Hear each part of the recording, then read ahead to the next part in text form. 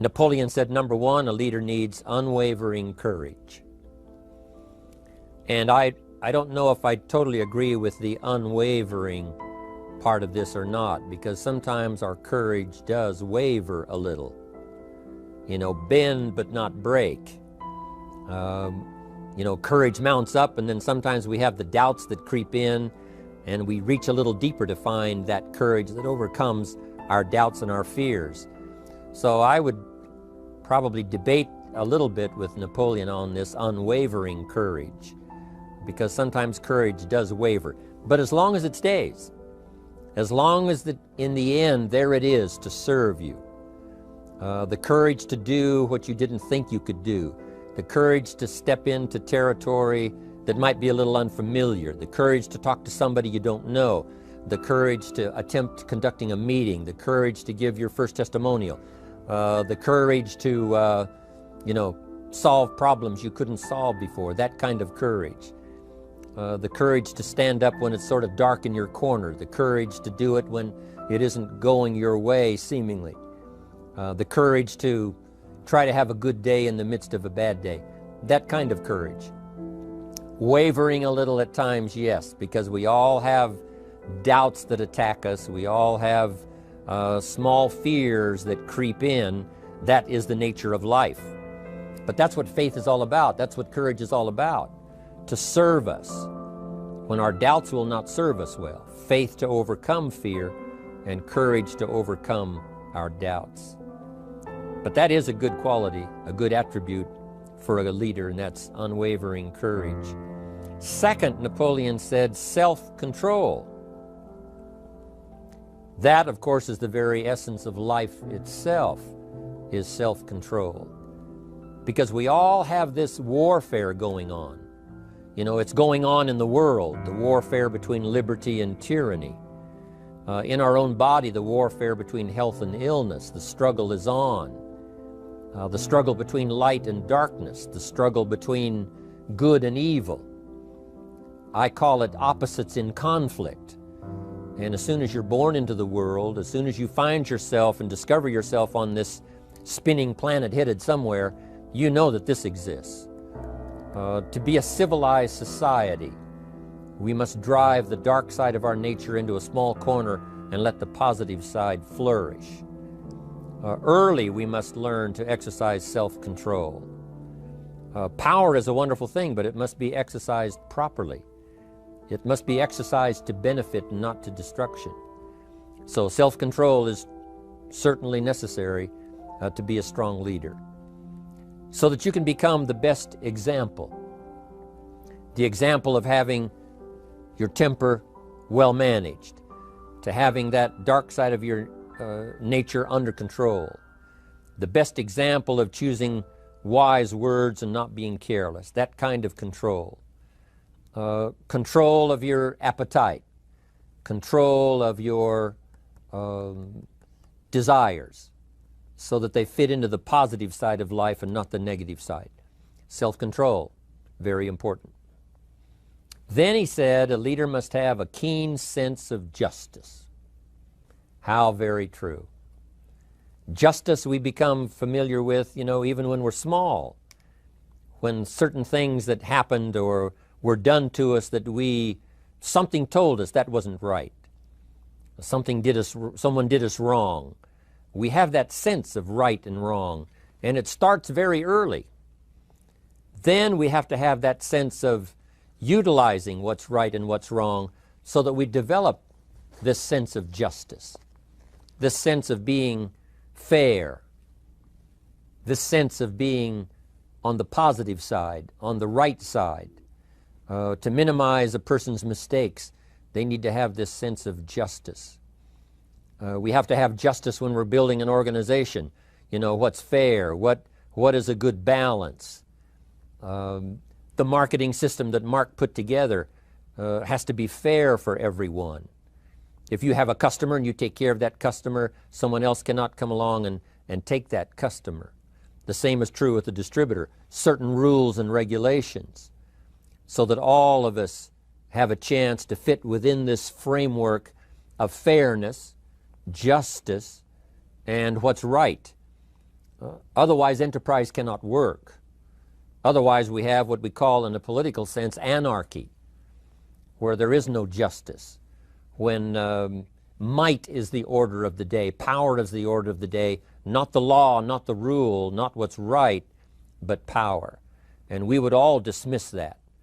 It's been a catastrophe in the last 6,000 years, the governments that resorted to power instead of democracy, that resorted to intimidation instead of freedom. And we all know the terrible toll that that takes. But it takes a toll not only politically in a country or politically around the world, but it takes a toll even in enterprise. It takes a toll in school if a teacher is unfair. It takes a toll in working on a team where someone is unfair, or where the leadership is not fair in the administration of justice. So this is true. A keen sense of justice and what's fair and what's right. Part of this we have to learn as we go. You know, you don't have it all the first year. You haven't got it all the second year, the third year. After all the years that I've, been around, both as a human being and as a business person, we're still, even at these years, trying to decide what's best, what's fair, what's right, to give balance to our life and to build on a firm foundation for the future. So I agree with Napoleon. Good idea. A sense of justice. Here's another one, he said. Definiteness of decision. Indecision is the thief of opportunity. If you don't decide, the opportunity could slip away. If you don't decide what you're going to do today, the day could get away and you're not very effective. I talked about in my recent travels about time management. And here's one of the best ideas of time management. Don't start the day until you have it finished. Is it possible to finish the day before you start it? And the answer is yes. If you don't finish it to the best of your ability, have some idea, some good plan, sure enough, the day escapes. And in the morning you say, let's see, what should I do now? In the afternoon you say, hey, time's getting away from me, what should I do now? And now most of the day is lost. Most of the day escapes not being utilized and doesn't work for you simply because you didn't make those decisions early, at the early part of the day. The decisions we make in the early part of our life sometimes last for a lifetime. The early decisions that you make about what you're going to do with your life as far as Herbalife is concerned, those decisions are vitally important. If you neglect them and don't make them, sure enough, the time passes and the opportunity sometimes is diminished, and sometimes you spend a lot of time now catching up simply because you didn't make those early decisions. So it's the decisions at the first of the day, it's the decisions at the early part of the month, it's the decisions at the early part of the year that greatly determines what kind of year you're going to have. The decisions you make in the early days of your marriage, sometimes those are the decisions that affect the marriage for a lifetime. The decisions you make at the first chance you see opportunity, those decisions, what you're going to do with it, how far you're going to take it, what it's going to be meaning to you in the years to come. Those early decisions are vitally important. Then we need decisions to correct poor decisions, to overcome our mistakes. It's possible, of course, for all of us to make unwise decisions. And at the end of one year, at the end of 1 week, 1 month, or at the end of a few years, we say, that decision cost me too much. Cost me a lot of time, cost me a lot of money, cost me maybe a good relationship, cost me a chance to be productive. But as long as you're alive, there's still a chance to use new decision power to correct the mistakes of decisions that were bad in the past. All of us have the opportunity to do that, but I think Napoleon was right here too. You got to be definite in making decisions so that the opportunity doesn't pass you by. Take advantage. Here's the next one. Napoleon Hill said, a good leader has definite plans. How important that is. And of all the years, I think, to cash in on Herbalife's momentum and make some plans for the future, this has got to be one of the greatest years. Herbalife in these 18 years now has created some incredible momentum, not only in opening up the countries, but momentum in the refinement of our marketing, momentum in developing new products, momentum in developing our support system. The key is now for you to make plans to ride on that momentum. Herbalife is like the tide that comes in, and the rising tide lifts all the ships if they're in the water. If your ship and your boat is not in the water, even though the tide comes in that would lift all the ships, if yours is not in the water, then it doesn't benefit you. So here's what you should do. Have the same intensity to make your plans for the future as Mark Hughes has, as the President's team, Chairman's Club especially, make the plans for the Herbalife Company future. You've got to now make your plans. Don't let this momentum pass you by. Don't let this momentum go uncashed in on. Don't let it be like a lost cause for you. And maybe you've, because of the lack of plans, have lost a month or two, or you've lost a week or two, or maybe you've lost a year and you were 10% effective instead of 100%. Now's the time to change all that and start making some plans. Your Herbalife plans, they're vitally important. You might as well cash in on the Herbalife plans for world expansion, the Herbalife plans for expansion within your country, the Herbalife plans for the expansion of the business, the incentives. Cash in on that, capture that, and say, I've got to have some plans that match Herbalife. Not necessarily match Herbalife in numbers, but that can match Herbalife in momentum, that can match Herbalife in cashing in on the opportunity, your plans for Herbalife expansion. You got to have some plans for your family, right? You got to take your family along, don't leave them out. One of the challenges all of us have in making our plans is how to balance everything. To make sure that we don't regret at the end of the year, I spent too much time on that. I spent too much money. And then if you have, say, how can I not do that again? And construct some better plans so that you won't have any regrets at the end of a year to come, 5 years to come, 3 or 4, 5 years to come. Definite plans. The plans for the use of your money.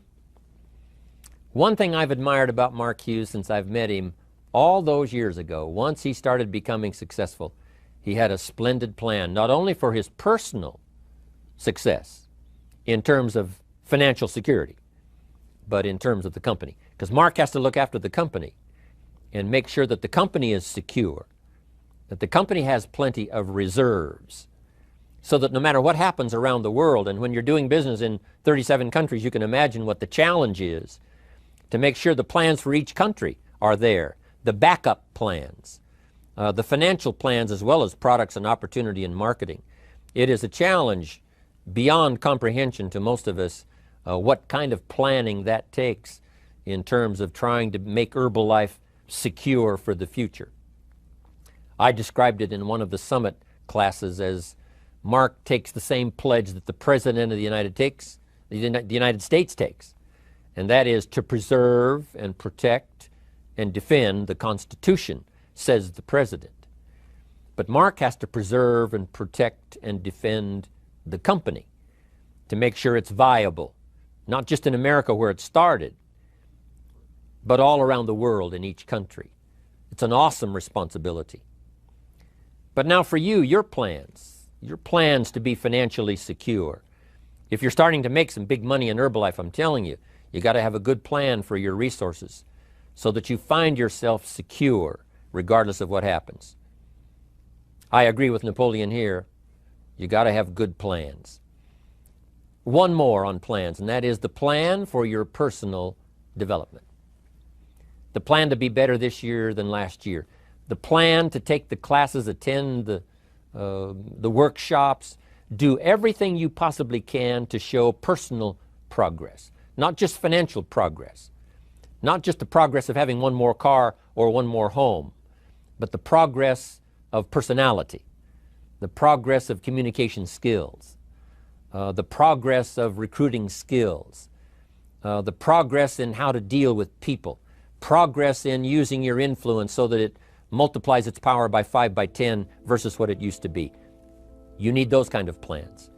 A plan for personal growth, personal development, a plan to be all that you can possibly be in the years to come as you develop your Herbalife business and your life business and your family business, all of that. Got to have good plans. Next, Napoleon Hill had a good saying. It was something my father had and passed it on to me as a good philosophy. And here's what he said. A good leader has the habit of doing more than what he gets paid for. What an incredible philosophy this is. The habit of doing more than you get paid for. It's what we call the service that you put out like seeds in the ground that doesn't bring the harvest immediately, but the harvest is yet to come. It's called like putting out the capital in capitalism. Doing more than you get paid for means that you're getting ready for the next move up. Because if you do more than you get paid for, you've made an investment. The average person might think if I do more than the company requires, then they're ripping me off. I'm not getting paid for that extra time, that extra attention. But you must not view it that way. You must say, I'm getting there a little earlier, staying a little later, as an investment in my own personal future. Because I want that kind of reputation. I want that kind of philosophy to work in my life. Do more than you get paid for. And this philosophy works incredibly well in Herbalife. You make the Herbalife sale of the Herbalife products. Now you must do more than you've gotten paid for. Right? They've got the product, you've got the money. But you can't stop your investment there. Now you must develop the investment in time, effort, and energy in turning that new customer into a testimonial. And sometimes that's the most difficult work, the work after the sale. Because the sale might be fairly easy. Someone says, hey, I've been looking for this product, I need it, here's my money. But now you've got to stay with them, make sure they don't just buy the product, but that they use the product. And that they don't just use the product, they keep using the product. That's the work after the sale. But if you learn to make that kind of an investment and do more than you get immediately paid for, the payoff in the future can be fantastic. Because as we all know in Herbalife, what really pays off is not a sale of the product. What really pays off is a testimonial. A testimonial that gives you more sales than you can keep up with. A testimonial that takes you places you could never go by yourself, introduces you to people you'd never see on your own. That kind of investment is so powerful. So you do more than you get paid for up front. It's happened for me, making the investment. When I first started lecturing 36 years ago, I talked to high school classes, college classes, service clubs, and I gave it all away. I went and talked for free. Someone said, Mr. Rohn, would you come and do this breakfast talk? I said, sure. Could you do this luncheon talk for this service club? I said, of course. And all of that in the beginning was for free. Primarily because I'd made my fortune, I didn't need the money, but I did it for free, but look what it's made for me by giving that kind of service in those early days.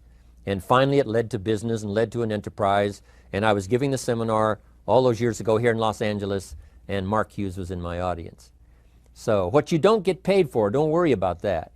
Just render the service with the vision of the future that it'll come back multiplied if you have this kind of habit, this kind of philosophy. Next,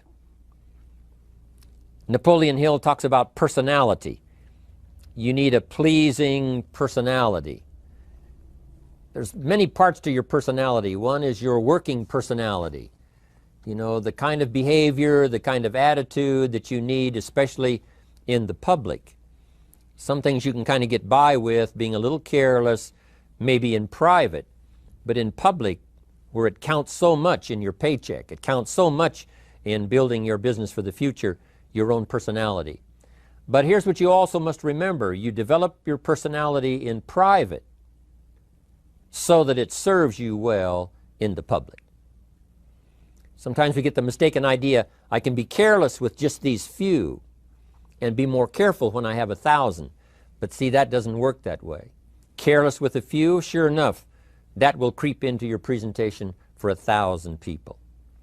Here's the best practice, and the Herbalife opportunity in our marketing systems gives you the best chance to do that. The influence you have one-on-one, that's what really counts. You say, well, I'm only talking to 2 people, it doesn't matter much. That's when it really matters.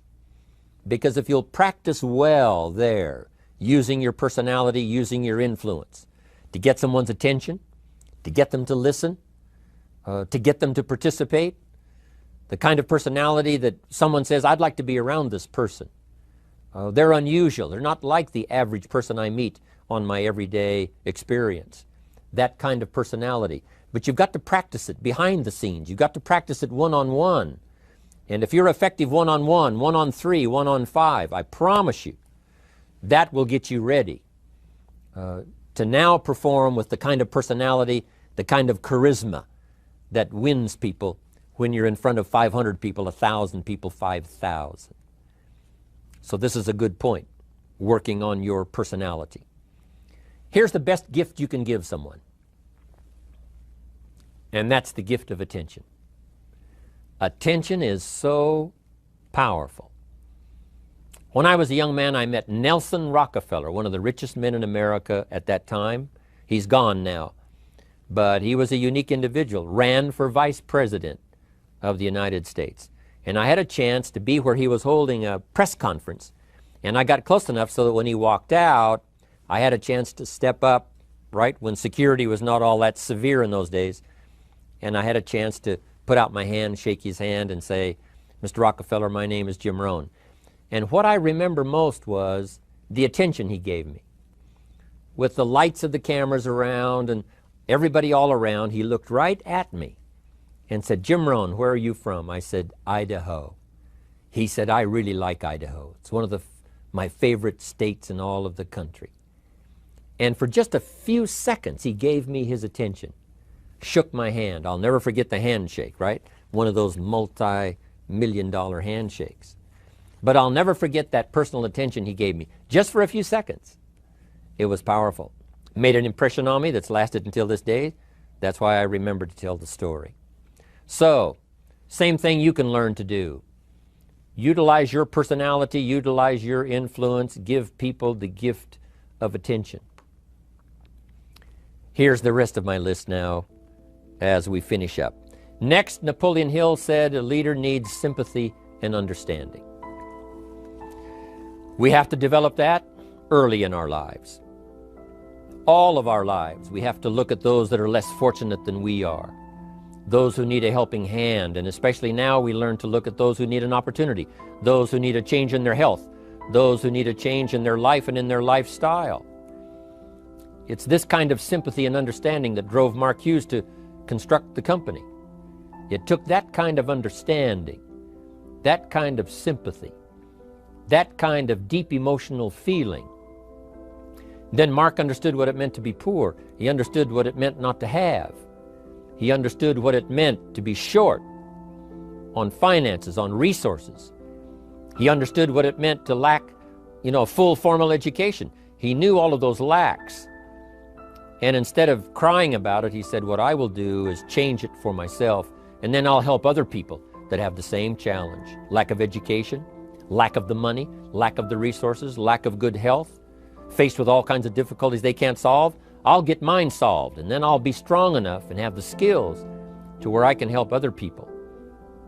That kind of leadership quality is so powerful. That kind of understanding. Here's the next one. A leader must have, Napoleon said, a mastery of the details. How very true. All can be lost with just a couple of missing details. On the trip to the moon, everything has to work, right? There's several thousand moving parts. There's several thousand pieces to the project of getting to the moon and coming back, and all of them have to work. You can't have 10% of them working, 90% or 80%. They've all got to work. And then there's the backup systems for something if something goes wrong to back it up. That kind of mastery of detail is so vitally important. But here's what else to remember as far as Herbalife is concerned. The drama is in the details. Someone says, I lost 30 pounds. Well, 30 pounds is 30 pounds, but that's not the drama. The drama is, where were you before you found Herbalife? How did you feel? What kind of circumstances? Now someone begins to give us some of the details. And then after they've lost the weight, now how they feel, now their self-confidence has been restored. Now they feel better about themselves. The drama is in the details.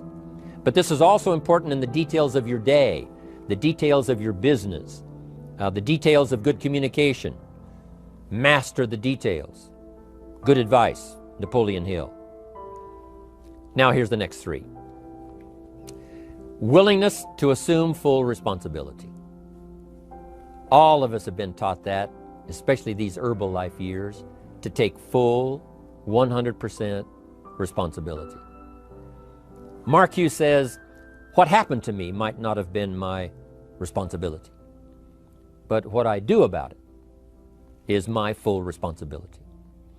I've had some things, some people did me wrong. In his first couple of business experiences, he was done wrong. Some people ran off with the money. He was left holding the bag. But he said, that's what happened. And I was not responsible for what happened. But I am responsible for saying to myself, now, what am I going to do about what's happened? If a hailstorm destroys the farmer's crop, he wasn't responsible for that. But his responsibility now begins when the hailstorm is over, when he asks the question of himself, what should I do now?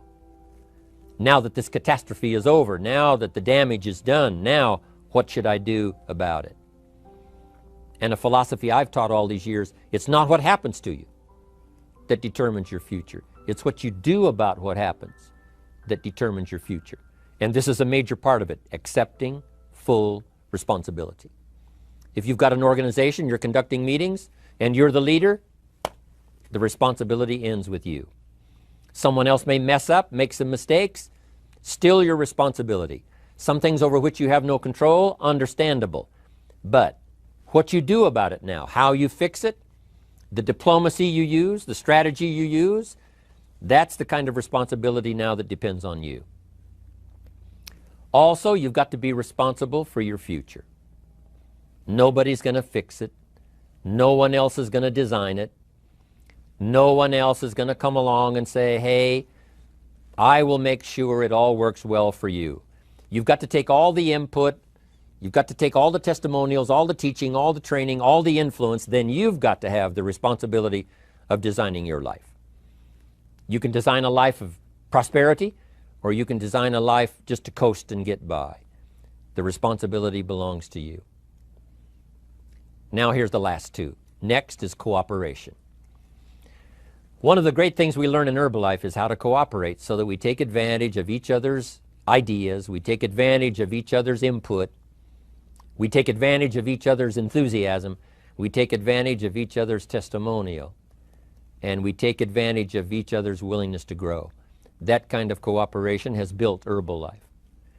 In those early days, Mark got the group together.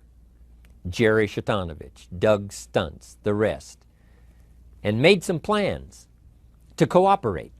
Said, no telling what kind of powerful meetings we can have if we work together.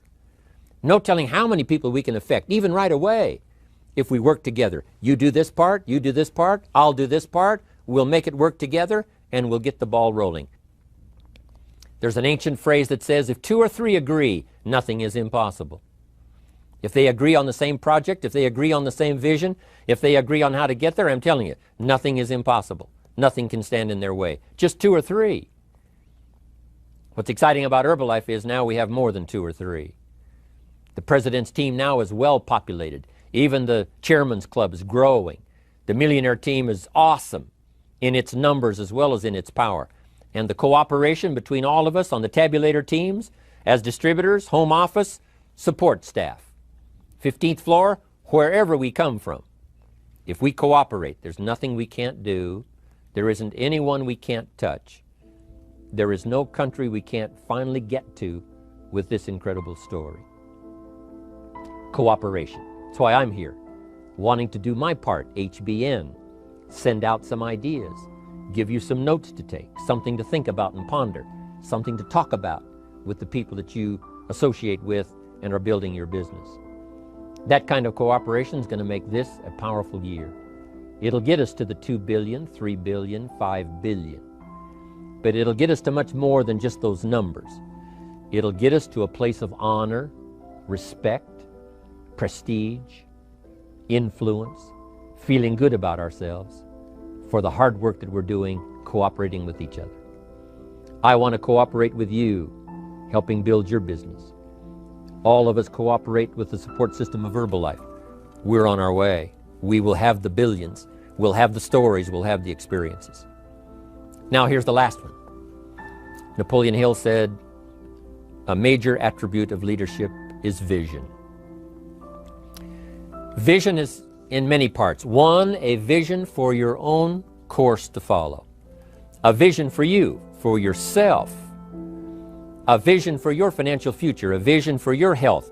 A vision for your wealth.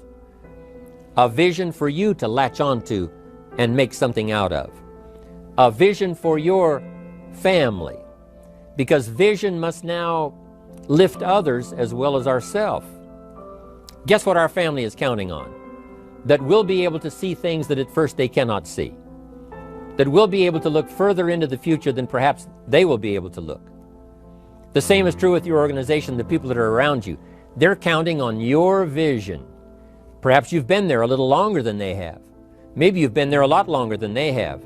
And they will look to you to help them see things that they can't see in the beginning.